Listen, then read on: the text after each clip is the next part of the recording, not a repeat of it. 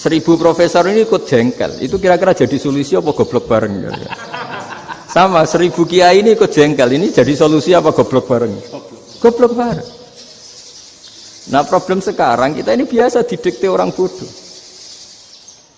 Dan saya merasa bahwa ya seluruh pengetahuan itu kan sekedar menguji konsistensi di dalam reasoning, di dalam penalaran. Filsafat sebetulnya mirip dengan matematik karena ingin menguji konsistensi. Matematik hanya menguji konsistensi. Jadi bagian yang sama antara matematika dan filsafat adalah di dalam memelihara keruntunan penalaran. Salah bernalar dalam matematika dan salah bernalar dalam filsafat itu fatal. Artinya seluruh fasilitas untuk menghasilkan konklusi dibatalkan oleh gagal nalar. Di dalam filsafat namanya fallacies, gagal nalar. Nah itu yang saya pakai selalu untuk membahas sesuatu. Jadi kalau saya bilang rejim itu dungu, ya dungu karena gagal nalar. Karena inkonsistensi di dalam penalaran, dalam kebijakan. Bukan orang yang dungu, tapi cara berpikirnya dungu. Nah yang hilang dari peradaban modern adalah Allah itu tidak begitu hadir di hati kita. Saya sering cerita di mana-mana, teks hadis itu sebenarnya berbunyi gini, ini hadis sahih. Mangka na yu'minu billahi wal yaumil akhir fal yukrim jarohu. Ada yang fal yukrim jarohu doifahu, ada yang fal yakul khairan aw liyasmut. Siapa yang iman dengan Allah dan Rasul maka harus memuliakan tetangganya, memuliakan tamunya. Dulu itu ada seorang ulama dipanggil anak muda, dibully terus sekarang. Wahai kiai, datang ke rumah saya. Datang kiai itu. Setelah sampai ke rumah orang itu, silakan kiai kembali ke rumahnya. Saya tidak butuh kiai. Kiai itu dengan riang kembali. Setelah di rumah dipanggil lagi. Pak Yai, silakan datang ke rumah saya. Datang lagi. Ya senyum-senyum kiainya santai. Wah, nggak jadi butuh Pak Yai. Silakan kembali lagi. Sampai 3 kali. Oh itu kalau rektor digitukan marah itu. Dosen marah. Kiainya santai.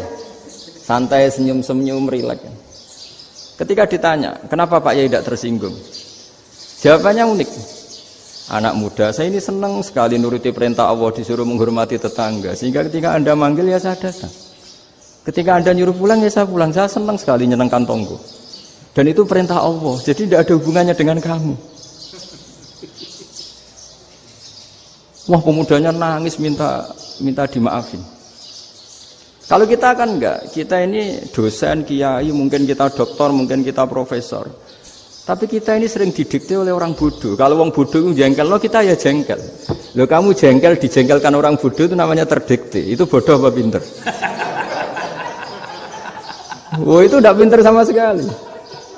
Kalau betul-betul kamu pinter, hanya bisa didikte oleh Allah Subhanahu wa Ta'ala. Jadi antara hukum Allah apa? Wa ahsin man asa'a ilaika, berbuatlah baik sama orang yang berbuat buruk sama Anda. Itu dikteannya Allah. Kalau dikteannya orang-orang bodoh kayak dimangkel ben mangkel, terus kamu mangkel. Itu bodoh apa pinter?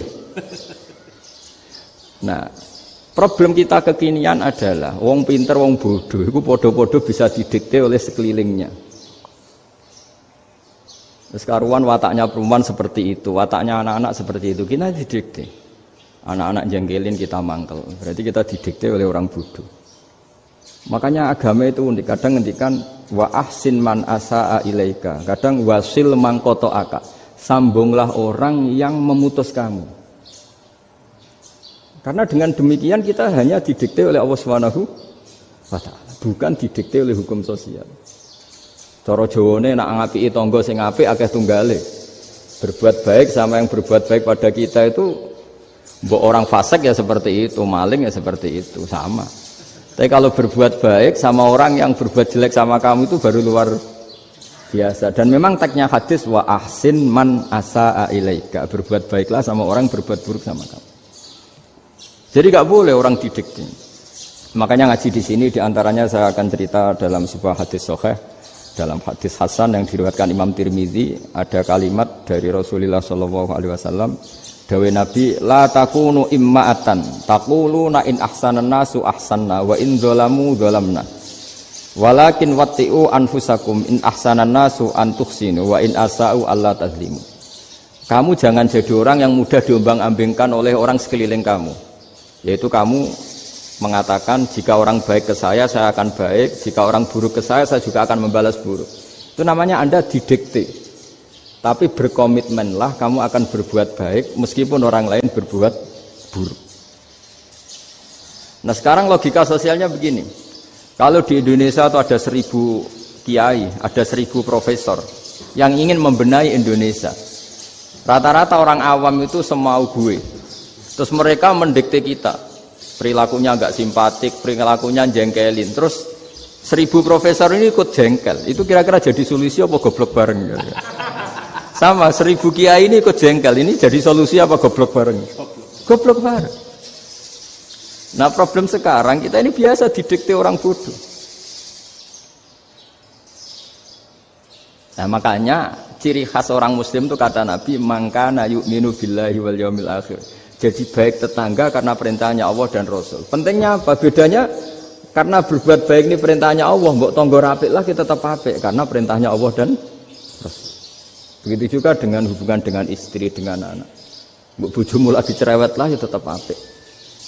Karena dengan cara itu kita hanya tunduk kepada Allah dan Rasul. Tapi kalau kamu istri saya kalau baik ya saya baik, kalau enggak ya enggak. Berarti Anda didikte oleh perilakunya dia. Itu latihan, ya kalau dalam bahasa pondok latihan jadi wali itu yang paling berat. Nabi itu kalau sama orang munafik itu sabarnya Masya Allah. Padahal Nabi perso kalau orang itu orang munafik. Karena dengan cara seperti itu, bahwa kebaikan Nabi pada seseorang itu atas perintahnya Allah dan Rasul, bukan atas nama servis. Kalau Nabi hanya baik kepada Abu Bakar, itu mungkin orang bilang, wis adune wong Abu Bakar baik sama Nabi. Tapi kalau Nabi baik sama orang munafik, Abdullah bin Ubay bin Salul, itu kalau enggak perintahnya Allah dan Rasul itu enggak bisa. Nah ini cobalah berlatih seperti itu, sehingga kita tidak mudah didikte. Ya saya ulang lagi, enggak mudah apa? Didikte. Maka di antara kebaikan Allah dan Rasul adalah bahkan orang dolim saja diberi jatah rahmat. Makanya tadi seperti mukadimah yang dibaca Pak Haris tadi, agama ini rahmatan lil alamin. Orang yang dolim saja dapat jatah apa? Rahmat, apalagi yang soleh.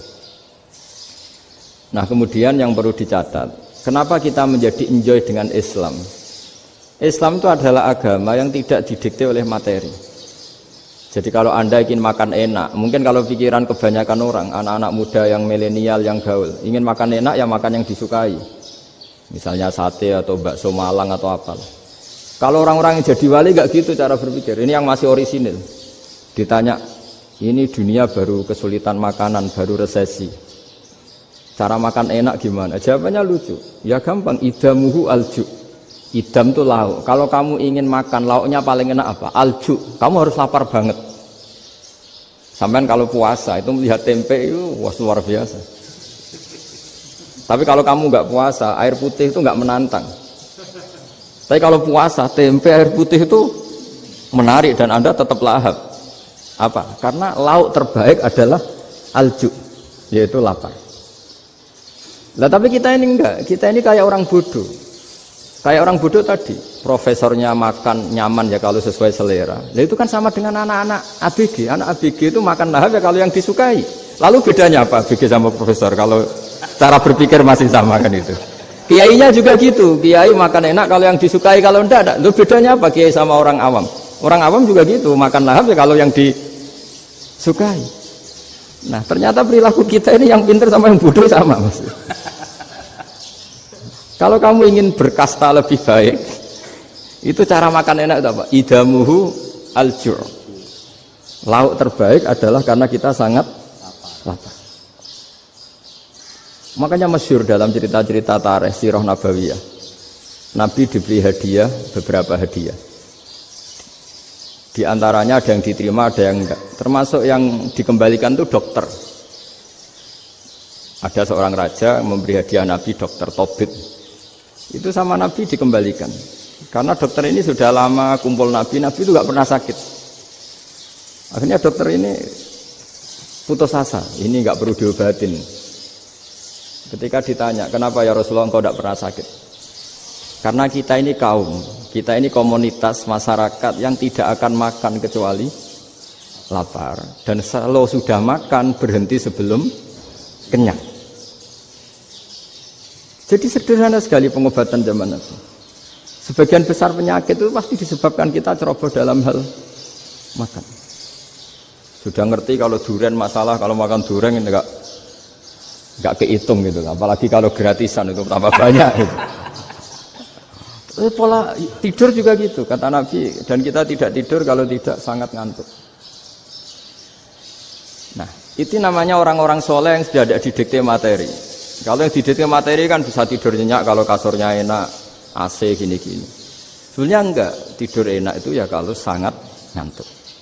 Mbok di gudang, mbok di bis, kalau sangat ngantuk ya semuanya ya enak. Sama, mbok lapar, mbok hanya tempe, tapi kalau sangat lapar itu ya enak. Nah ini ilmu yang mulai hilang, ilmu-ilmu yang mulai hilang.